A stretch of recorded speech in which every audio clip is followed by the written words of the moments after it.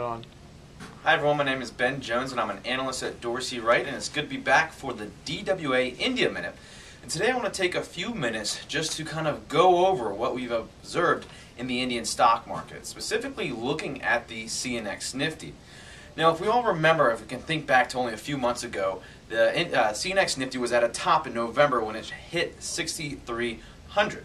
And now that's when it was reached that overbought territory. And what we witnessed was a severe pullback in the following 2 to 3 months. And we've seen the CNX Nifty fall from that 6,300 level down to 5,200. And so what exactly happened? Well, if you look at the point and figure chart, we see just some breakdowns occurred, some significant breakdowns by violating certain levels of support. And if we're looking at the 50 rupee chart, we see that it broke that initial double bottom sell signal in November. That's when it fell from that 6250 level down to that 5700. But then in December, we saw somewhat of a rally where we saw the Nifty push up, break a buy signal, but it didn't sustain itself. And what does that mean? Well, it reversed back down into O's. The index fell dramatically and produced multiple sell signals along the way. And this is just looking at the near-term chart. And what this tells us is that we've come all the way down to those June 2010 levels at that 5,200 level.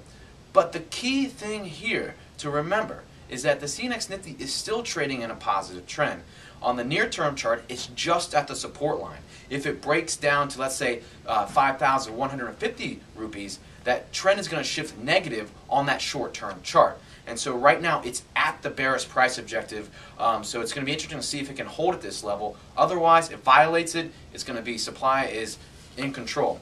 So some indicators that we rely on, what were they telling us? Well, if we think back to November and some of the DWA India minutes, we saw the bullish percent reverse down, and then we saw the longer-term positive trend chart reverse down in November. And it's fallen from about 56%, which says that 56% of stocks in the Bombay Stock Exchange are trading in a positive trend, to now only about 16%.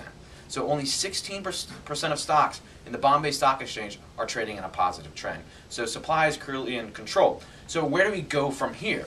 Well, if we look at the long-term chart, our next level of support is at 4,800.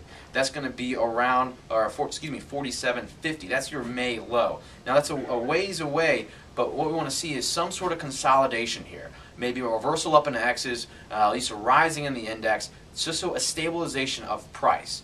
But for now, the outlook is on a near-term basis is very negative until we see some sort of signs of positive movement here.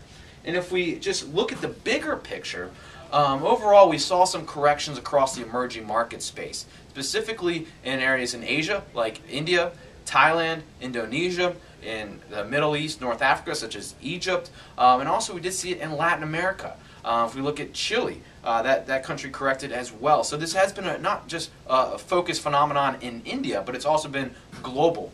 And because of this, if we compare India against the major indexes in Southeast Asia, we find that India, which was once fluctuating in the top 2 spots, has now fallen down in that lower half. So right now, the strongest index in Asia is the Jakarta Composite Index. The Thailand set 50, while India is just above the Kosdaq Large Cap Index, All Ordinaries in Australia, the Nikkei, and Shanghai A-Share. Those are those lower indexes in terms of the weaker indexes. So that's all we have for now. We'll talk with you guys next week, and make sure you go to stockeasy.com if you found this on YouTube, and check out the DWA watch list as well as some of the videos and other podcasts that we have posted along the way. So take care.